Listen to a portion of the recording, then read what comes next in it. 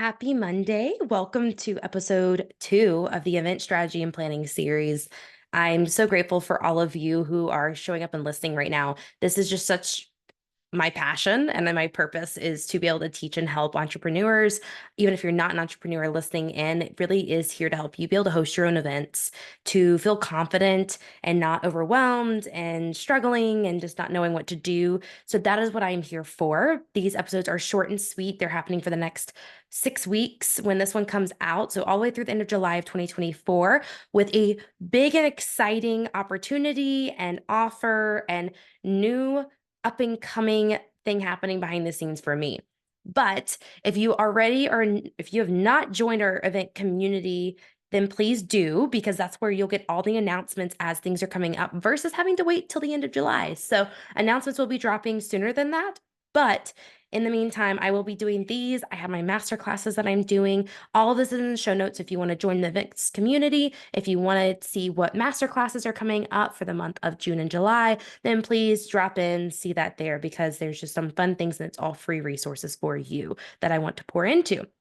Which leads me to today's episode. I am going through the 5 foundational elements that you need, basically the 5 questions that you need to answer before you get started or at the beginning stages of your event. Now, don't get me wrong, if you are already further along in your event, it is okay. Keep going, answer these questions because they're going to be ones you're going to come back to over and over again throughout the planning process, strategy.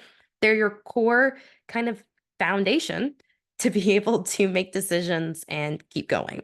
So, with that being said, the first question that we're going to talk about and what today's episode is what is your why? Why are you putting on the event? Why do you even want to host the event?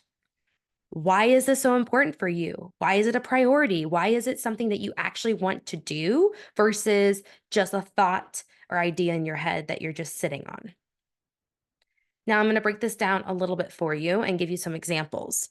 The why is going to be the core of every other decision you do. Everything you do in general for this event, from start to finish, is going to come back to your why. And I say this because sometimes we have to make decisions, or sometimes questions come up and it's an amazing idea. It's an incredible idea. But you need to come back to your why and make sure it's aligned with what you are wanting to do, with why you're doing what you are doing, and not say yes to something or say no to something that would have been more aligned than the opposite. And I can give a couple different examples when it comes down to this. I mean, I think one of the core things I can say is one of my clients that I worked with, her why was she wanted to create a space for entrepreneurs to come that was very personalized, very experiential, but much more workshopping, not just being spoken to throughout the entire time. Well, all of a sudden, she planned a whole day of speakers with very little time for connection. And I went back to her, I was like, well, wasn't the reason you were doing this? Your why was to be able to have opportunities for people to workshop and really dive into their businesses with others in the room, with you as a coach. And when I said that, she went, oh, that's right. So the why is going to help you make so many decisions, especially when you start getting excited and going down a path. Because if you start going down a different path, it's okay to change your why, but most of the time you're going to be going down it when it's not ideal. Now, the next few episodes, we're going to dive into all the other questions. With all the questions, again, if you don't know your why, it is harder to decide, or it is going to be not aligned with what you are wanting to do. Now, I'm gonna give you some examples of what your why can be. Your why can be that you want to build community. Your why can be that you want to funnel into another offer. It could be you want to just gain exposure. You have a specific message, you have a specific topic that you really want to dive into and spread to so many more other people. Like I mentioned in the first one, to me, events are where you can really get a greater impact because you're connecting with people in person on a very different level. So from my experience, I just want to give one like example of this is Powerhouse Women. Powerhouse Women is ran by Lindsay Schwartz and Hannah. And Lindsay and Hannah are the two that they host this event because it's them building community. They're trying to bring a room together of women to come together and build community. And they have an offer that they funnel into, which I will go ahead and say whenever you host an event, always, please, always, always, always have an offer that you are funneling back into. That way, people either it could be another event in a year from now, it could be another event in a few months, few weeks from now, it could be an offer in your business that you're doing, but just offer something at the end of it. Another example I want to give is for me personally. I've hosted one of these already, kind of not meaning to, and I've realized this is something I want to keep doing. I want to host retreats basically around the idea that entrepreneurs can come and learn different modalities to work through issues, situations, internal struggles, external struggles, all in between, and give them opportunity. It could be breath work, it could be some strategy mixed in, but kind of balancing out that feminine masculine energy.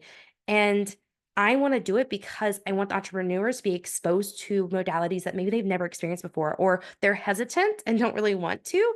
So, this is an opportunity to dip their toes into and experience it on a much smaller scale with less people and a group that they're comfortable with. And hopefully, they know everyone or know at least a couple people to where they're more comfortable to open up and be vulnerable. But that would be my why. My why in hosting that kind of retreat is because I want entrepreneurs to learn and experience the modalities that they can apply into their lives. Because it's been life changing for me. And even if they don't like it, I at least want them to experience it to know, oh, that doesn't work for me. Oh, but this does. So hopefully that gives you an idea of what your why can be. It's going to, like I said, dive into all the other questions. There are four other core foundational questions, elements that you need to be able to keep planning your event, to feel confident and aligned in everything you are doing. So please continue to listen in. This is the second in the series. More are coming your way every Monday. And again, please don't forget to check out the master classes we have in the month and join our events community because it is growing and some big and exciting opportunities are coming up. So take advantage of the free offers and resources we have for you. But I hope you have an amazing start to your week if you're listening to this on a Monday. If not, enjoy the rest of your day and let's just dive into it. Get started, take the action. I'm here rooting for you, cheering you on, and I'm so excited for what's to come and what you're going to do.